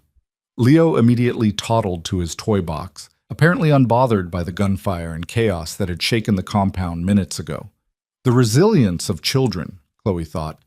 They adapted to anything if the people they loved stayed calm. She needed to stay calm, even though the idea of walking into a meeting with Kostas Papadakis terrified her more than anything she'd ever done. Dimitri paced to the window, his hands curling into fists. If I bring you to that meeting, I'm putting a target on your back. The target's already there, we both know it. But confirming it, showing Kostas that you matter to me, that makes it permanent. He'll never stop looking for ways to use you. Then we make sure he understands the cost of trying. Chloe crossed to him, placing her hand on his arm. You said you'd burn your empire to the ground for us. Show him you mean it. Show him that touching your family means war, not the calculated kind you've been fighting for years, the scorched earth kind that leaves nothing standing. Dimitri turned to look at her, something like awe flickering in his dark eyes. You've changed. I had to. Running didn't work. Hiding didn't work. Maybe it's time to stop being afraid and start being dangerous. A slow smile curved Dimitri's mouth, dangerous and beautiful and entirely real. You're already dangerous, Chloe. You just didn't know it yet. He pulled out his phone, dialing quickly. The call connected on the second ring. Stavros, set up a meeting with Kostas. Neutral ground. Tomorrow night. Dimitri's gaze held Chloe's. And make it clear, this isn't a negotiation, it's a declaration. He ended the call and pulled Chloe into his arms, kissing her forehead, her temple, the corner of her mouth. Not passion, something deeper, gratitude maybe, or recognition. We do this together, he murmured. But if anything goes wrong, if I tell you to run, you run. You take Leo, and you disappear, and you don't look back. Understood? Chloe nodded against his chest. She was lying. If things went wrong, she wouldn't run. She'd fight, because that's what partners did, and she was done running. The warehouse sat on the industrial edge of Athens, surrounded by shipping containers and abandoned equipment. Neutral ground, Stavros had said. A place neither Constantine nor Papadakis controlled, chosen specifically so neither side could claim home advantage. Chloe sat in the back of the armored SUV, her hands folded in her lap to hide the trembling. Leo was safe at the compound with Maria and a full security detail. Leaving him had been the hardest thing she'd ever done, but Dimitri had been right about one thing. Bringing a toddler to a meeting between crime lords was a line even she wouldn't cross. Dimitri sat beside her, his expression carved from stone. He'd changed into a dark suit, his gun holstered beneath his jacket. He looked every inch the king he was, powerful, untouchable, lethal. But Chloe had seen him on the floor playing with their son, had watched him cry when Leo called him Dada, had felt him shake with fear when the compound was breached. She knew the man beneath the armor, and she loved him anyway. The thought hit her like lightning. She loved him. Still. Maybe she'd never stopped. Maybe that's why running had hurt so much, because leaving Dimitri had meant carving out a piece of her own heart. You're thinking too loud, Dimitri said quietly. Chloe blinked. What? Whatever you're thinking about, stop. I need you focused. I am focused. You're terrified. I can feel it. Chloe took a slow breath. I'm allowed to be terrified, as long as I don't let it control me. Dimitri's hand found hers, threading their fingers together. If you want to change your mind, if you want to stay in the car, I don't. Chloe, I don't, she repeated firmly. We're doing this together. You promised. Dimitri's thumb traced circles on the back of her hand. I've never brought anyone to a meeting before. Never let anyone see this part of my world. Why not? Because it's ugly, brutal, the kind of thing that changes how people look at you. Chloe turned to face him fully. I've already seen you covered in blood, Dimitri. I've watched you give orders that ended lives. I'm not naive about who you are. And you're here anyway. I'm here anyway. Something fierce and possessive flashed in Dimitri's eyes. He pulled her close, kissing her hard, a claiming, a promise, a plea, all wrapped into one. Chloe kissed him back, pouring 18 months of longing and fear and desperate hope into it. When they broke apart, both breathing hard, Stavros cleared his throat from the front seat. "We're here, sir." Dimitri straightened, his mask sliding back into place. "Remember the rules. Stay close to me. Don't speak unless spoken to. And if I give the signal, you get back in this car and you go. No arguments." "What's the signal?" "You'll know it when you see it." The SUV stopped. Stavros got out first, scanning the perimeter. Then he opened Dimitri's door. Chloe stepped out into the cool night air, her heart hammering. The warehouse loomed ahead, its windows dark, its metal walls scarred with rust and graffiti. 2 black cars were already parked near the entrance. Papadakis's men. Dimitri's security detail fell into formation around them. 4 men, all armed, all moving with the precise efficiency of soldiers. Dimitri took Chloe's hand, his grip firm and grounding. "Stay with me," he murmured. They walked into the warehouse together. Inside, the space was vast and empty, except for a single table set up in the center. Bare bulbs hung from the ceiling, casting harsh light over the concrete floor. And standing on the opposite side of the table was Kostas Papadakis. Chloe had never seen him before, but she recognized him instantly. Mid-50s, silver hair, sharp suit. He looked like a businessman, not a crime lord, but his eyes, cold, calculating, predatory, gave him away. 2 men flanked him, both armed, the same number Dimitri had brought inside. Balanced, deliberate. This was theater as much as negotiation. Kostas's gaze swept over Dimitri, then landed on Chloe. His eyebrows rose slightly. "Dimitri Constantine, you've surprised me. I expected you to come alone. Instead, you bring—" He paused, his smile thin. "A date?" "My partner," Dimitri said coldly. "Chloe Harper." Kostas's expression shifted, surprise giving way to calculation. "Harper. I've heard that name recently. One of my men mentioned a nurse who disappeared from your estate 18 months ago. They said you tore the city apart looking for her." They were right. "And now she's back." Kostas's gaze traveled over Chloe with uncomfortable thoroughness. "Interesting timing, especially given the child you've been hiding at your compound." Chloe's blood ran cold. Dimitri's hand tightened around hers, a warning to stay silent. "I'm not hiding anything," Dimitri said evenly. "I'm protecting what's mine. There's a difference." "Is there?" Kostas leaned against the table, casual but watchful. "Because from where I stand, it looks like you have a weakness now. A pretty nurse and a baby, soft targets." "Touch them," Dimitri said quietly, "and I will end you. Not your organization, not your territory. You, personally. I will make it slow, painful, and public. And then I will dismantle everything you've built piece by piece until there's nothing left but ashes." The temperature in the room dropped. Kostas's men shifted, hands moving toward their weapons. Dimitri's security detail mirrored the movement. Kostas held up a hand, stopping the escalation before it began. "Easy, Dimitri. I'm not here to threaten your family. I'm here to understand why you called this meeting. Because your men attacked my compound. You breached my walls, endangered my son, and forced my hand. That ends tonight." "Does it?" Kostas's smile was razor sharp. "And how exactly do you plan to end it?" "By offering you a deal." Kostas laughed, a short, disbelieving sound. "You? Offering me a deal? I must be dreaming." "I'm serious." Dimitri released Chloe's hand, stepping forward. "I'll give you the Piraeus stocks, full control, plus 20% of the shipping revenue for the next 5 years. Silence fell. Chloe's breath caught. The Piraeus docks were one of Dimitri's most valuable assets, a major shipping hub that generated millions in revenue. Offering it to Kostas was like offering a kingdom. Kostas's eyes narrowed. "In exchange for?" "Peace. Complete, unequivocal peace. No more probing my territory. No more attacks. No more questions about my family. You leave us alone, and I leave you alone. We go back to our corners and we stay there." "And if I refuse?" Dimitri's smile was ice. "Then we go to war. Real war. Not the territorial skirmishes we've been dancing around for years. I will come at you with everything I have: money, men, connections.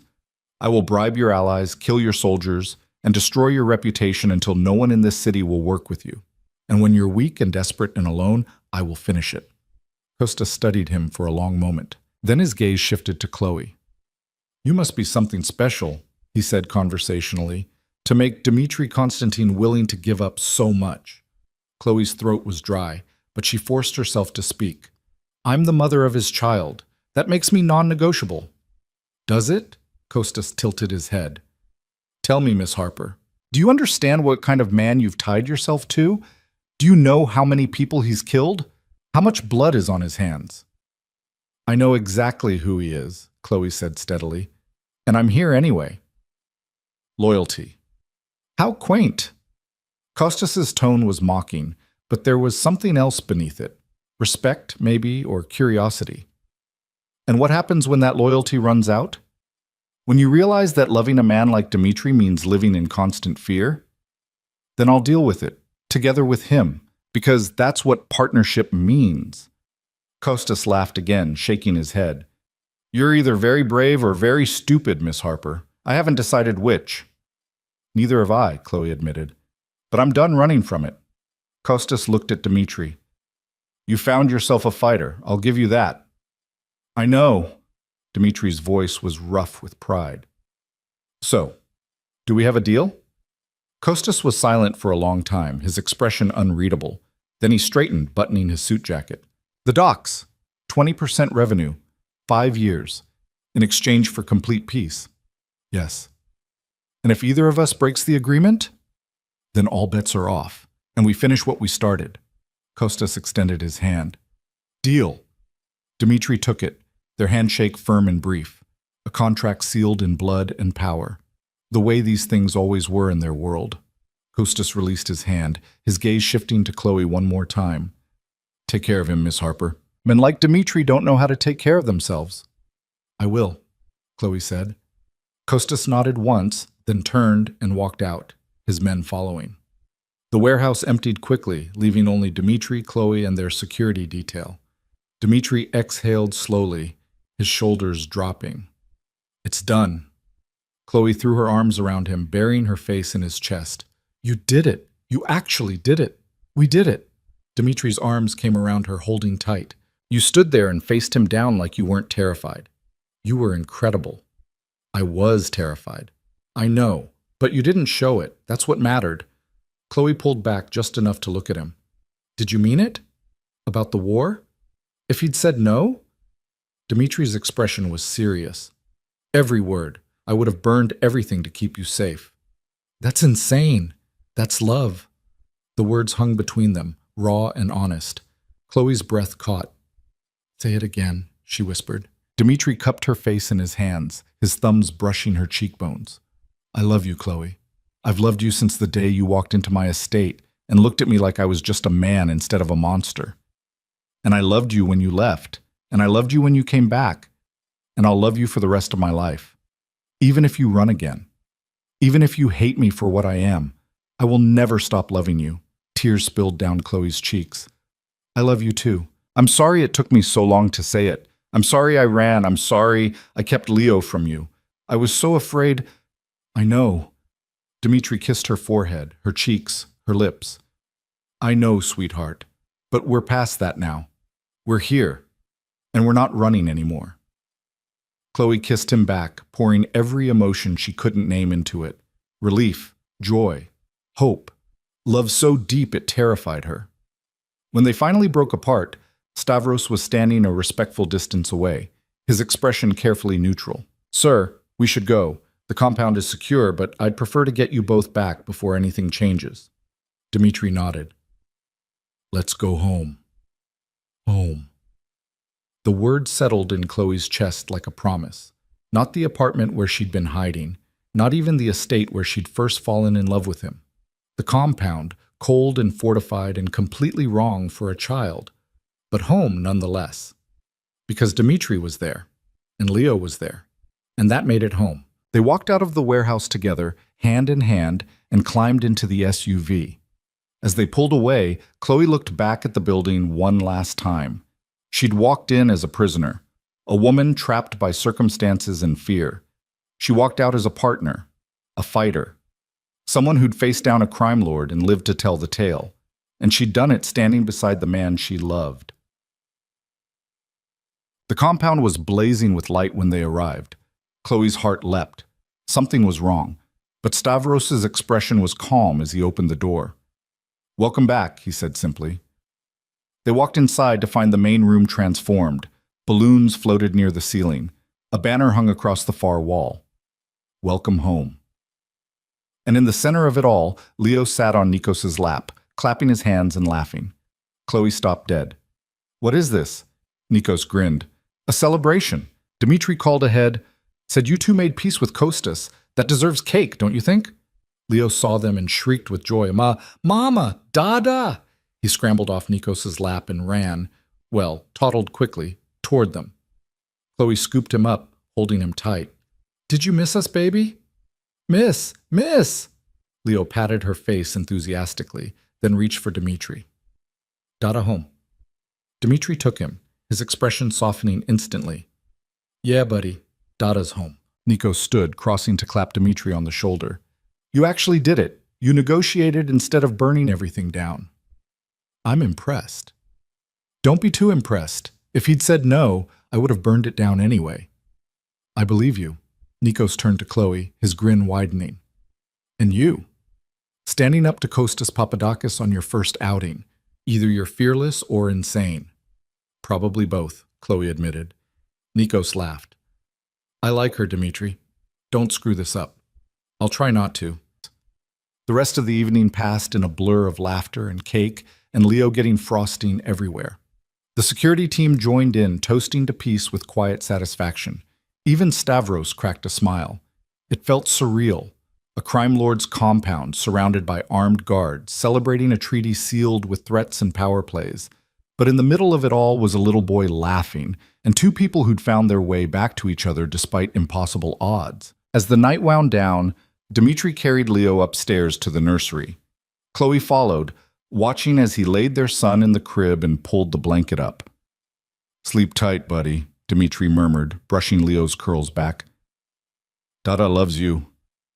"Love Dada," Leo mumbled, already half asleep. Dmitri's eyes closed briefly, his expression raw. Then he straightened and took Chloe's hand, leading her out into the hall. "Come with me," he said quietly. He led her to his suite, a space she'd never entered before. It was simpler than she'd expected. Clean lines, minimal furniture, large windows overlooking the compound grounds. A king-size bed dominated one wall. Dmitri closed the door behind them and pulled Chloe into his arms. "I need to say something," he said against her hair. "What?" "I was wrong. About everything. About locking you up. About making decisions without you. About thinking I could protect you by controlling you. You were right. It wasn't protection. It was fear. I was so afraid of losing you again that I tried to hold on too tight." Chloe's throat tightened. "You were trying to keep us safe." "I was. But I was also trying to keep you, and those aren't the same thing." Dmitri pulled back, meeting her eyes.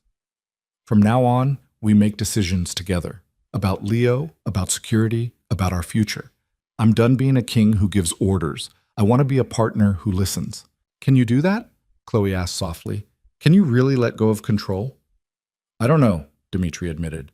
"But I'm going to try, because losing you would destroy me, and I'd rather fail at being a good partner than succeed at being a perfect tyrant." Chloe kissed him, slow and deep and full of promise. "Then we'll figure it out together."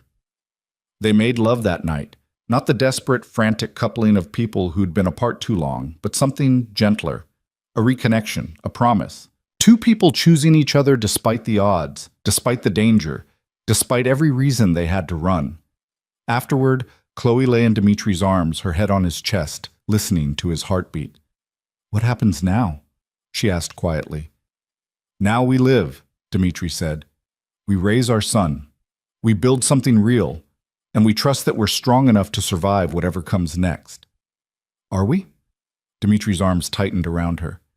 "Yeah, sweetheart, we are." And lying there in the darkness, surrounded by walls and guards and the remnants of a war they'd just ended, Chloe finally believed him.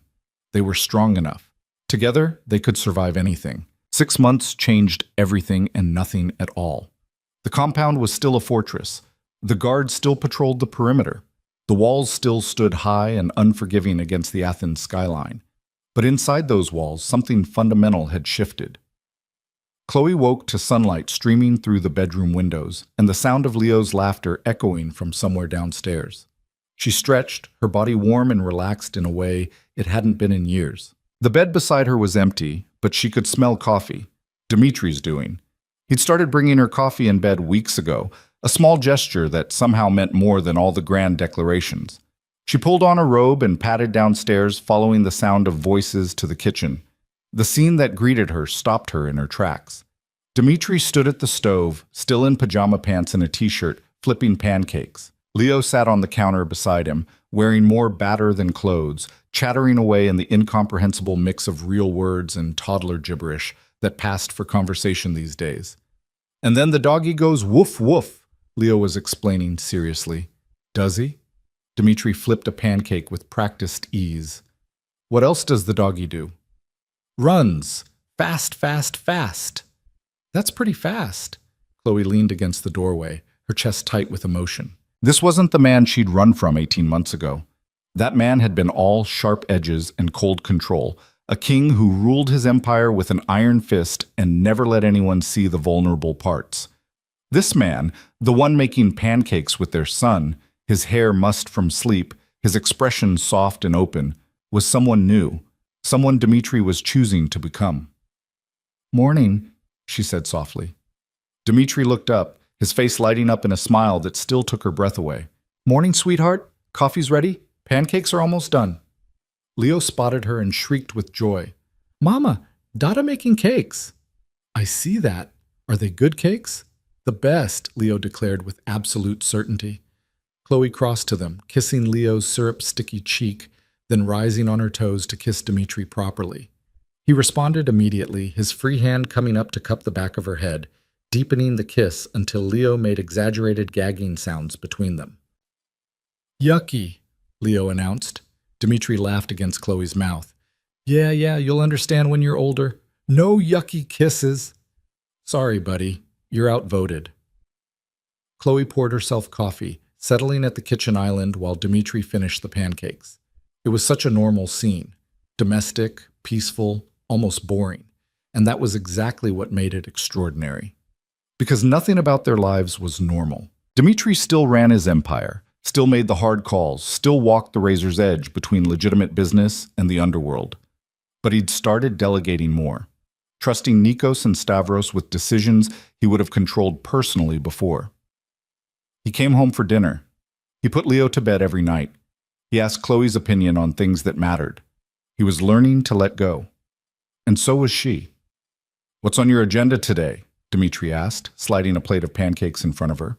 I have that interview at the hospital, the ER position. Dimitri's expression flickered, just for a second, the old control reasserting itself. Then he took a breath and nodded. Right. What time? 2:00. Stavros is driving me.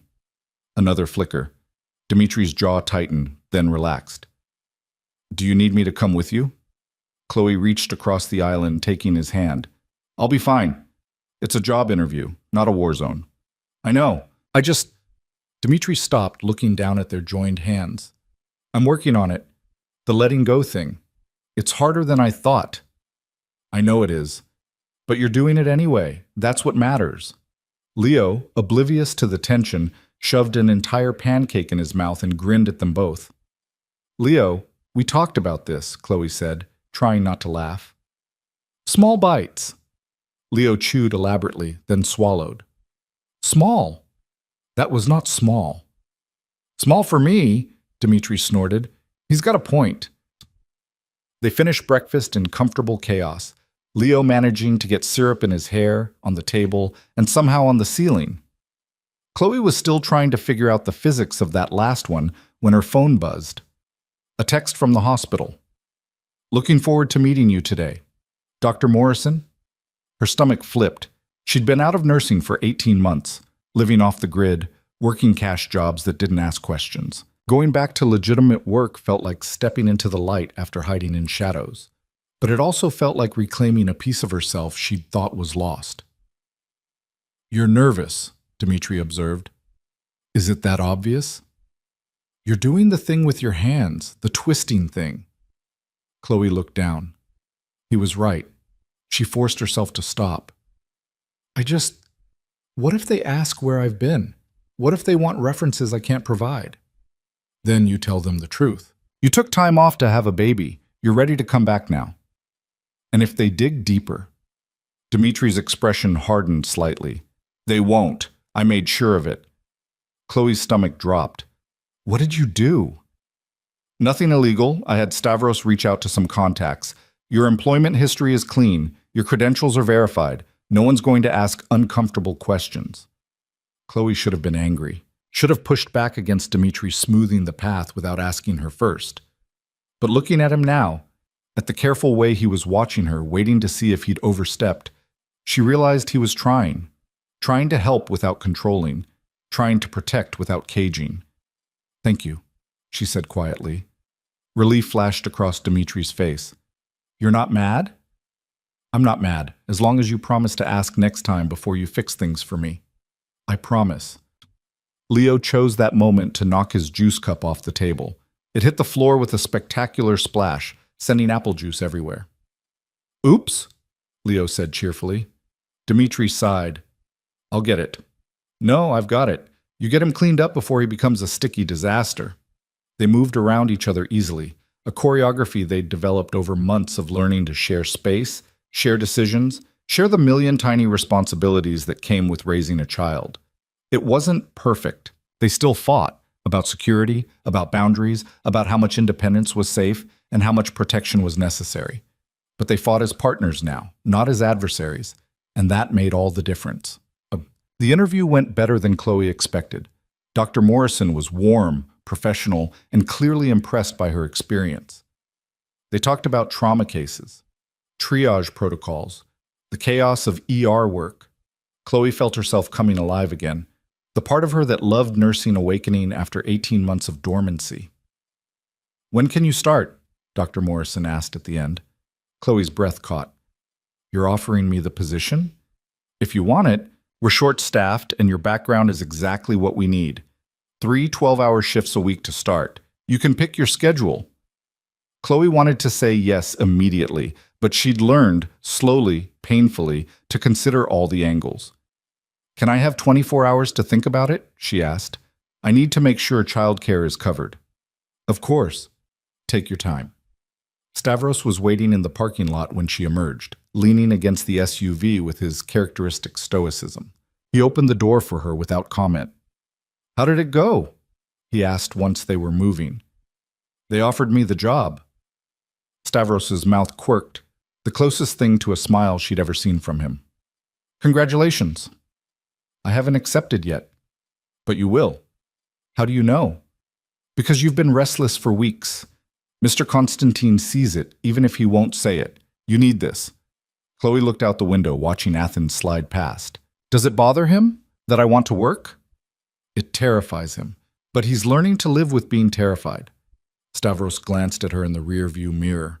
"That's growth, Miss Harper. For a man like him, that's everything." They drove in silence for a while. Then Chloe asked the question that had been nagging at her for months. "Do you think he'll ever really let go? Stop trying to control everything?" Stavros considered this carefully. "No. Control is too fundamental to who he is. But I think he's learning to choose what he controls and what he lets go. That's the best you can hope for with men like us." "Men like you?" "Men who've survived by never trusting anyone, by always being 3 steps ahead, by treating the world like a battlefield."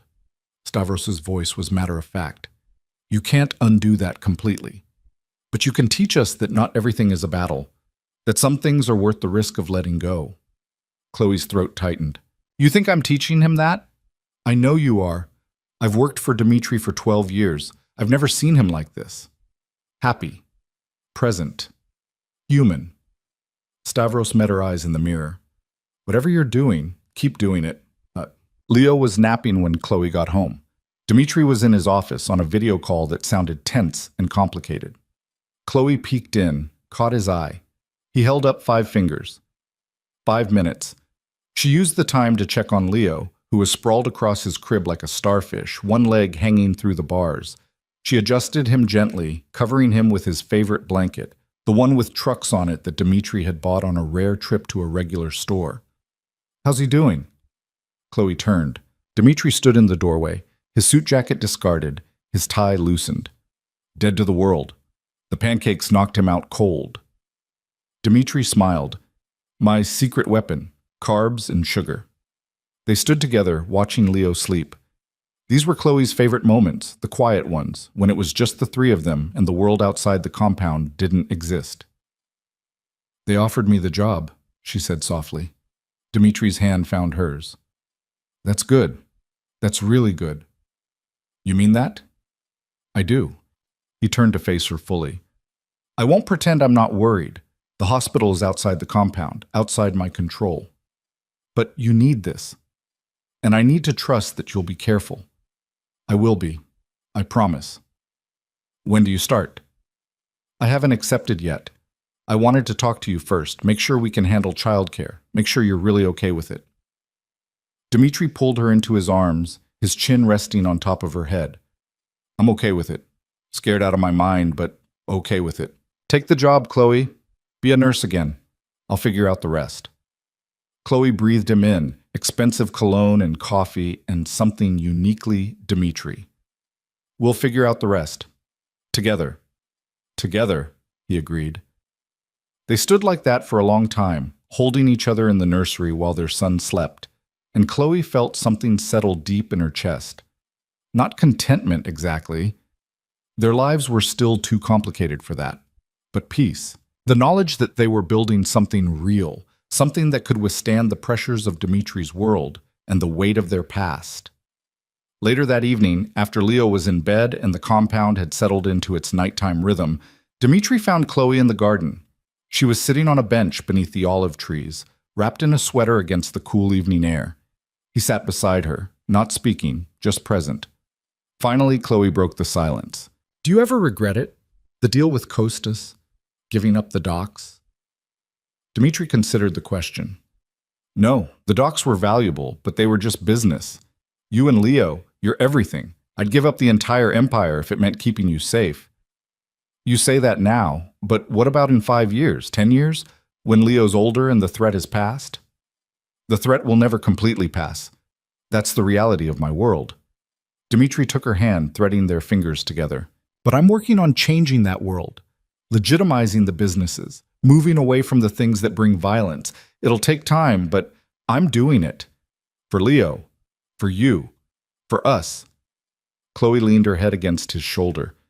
"I'm proud of you. I don't say that enough."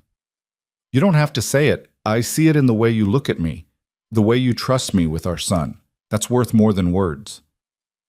They sat in comfortable silence, watching the stars emerge over Athens. Somewhere in the distance, the city hummed with life.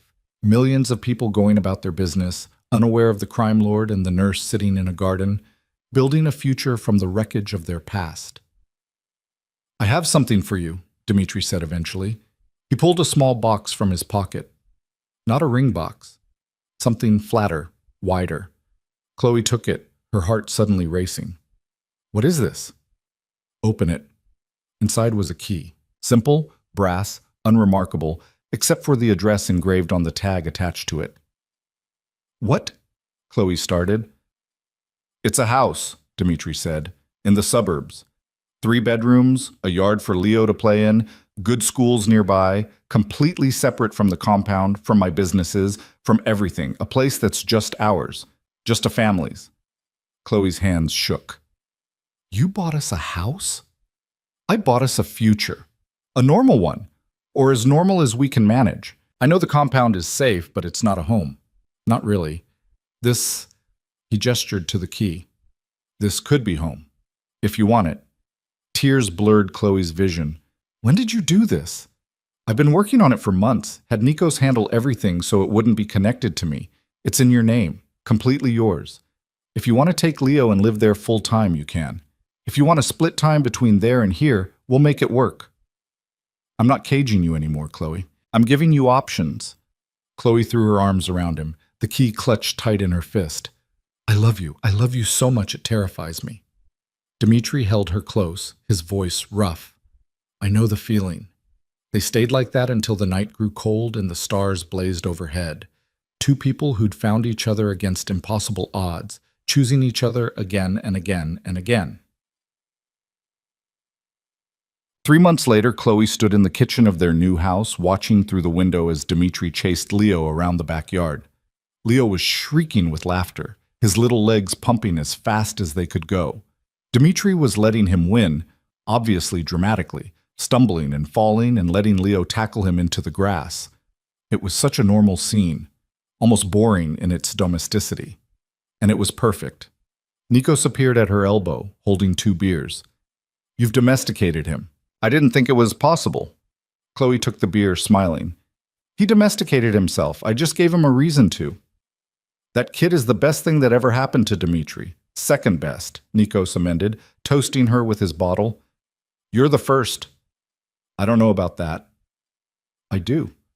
I've known Dmitri my whole life. I've seen him happy exactly twice. Once when he took control of the family business, and every day since you came back. Nikos's expression turned serious. You saved him, Chloe. He was turning into something cold and untouchable. You reminded him he was human. Chloe's throat tightened. He's doing the work himself. I'm just here. That's all he needed. Someone to be here. Someone who saw the man underneath all the armor and decided he was worth fighting for. Outside, Leo had climbed onto Dmitri's back, demanding a horsey ride. Dmitri obliged, galloping around the yard while Leo clung to his shoulders and squealed with delight. Maria appeared in the doorway, smiling at the scene. Dinner's almost ready, Miss Chloe. Thanks, Maria. Can you let them know? Maria stepped outside, calling to Dmitri and Leo. They came in flushed and happy, Leo chattering about how fast the horsey went. Dinner was chaos. Leo spilling his milk, Nikos telling inappropriate stories, Dmitri stealing food off Chloe's plate and pretending he didn't when she called him out. It was loud and messy and completely imperfect. It was family. After dinner, after Leo was bathed and in pajamas, and demanding 3 stories instead of the usual 2, after Nikos left and Maria went home and the house settled into quiet, Dmitri found Chloe on the porch. He sat beside her, pulling her into his arms. I have something to ask you, he said quietly. Chloe's pulse quickened. What? Dmitri pulled back just enough to look at her. Then he slid off the porch swing and onto one knee. Chloe's breath stopped. He pulled a ring from his pocket. Simple, elegant. A single diamond on a platinum band. Not ostentatious.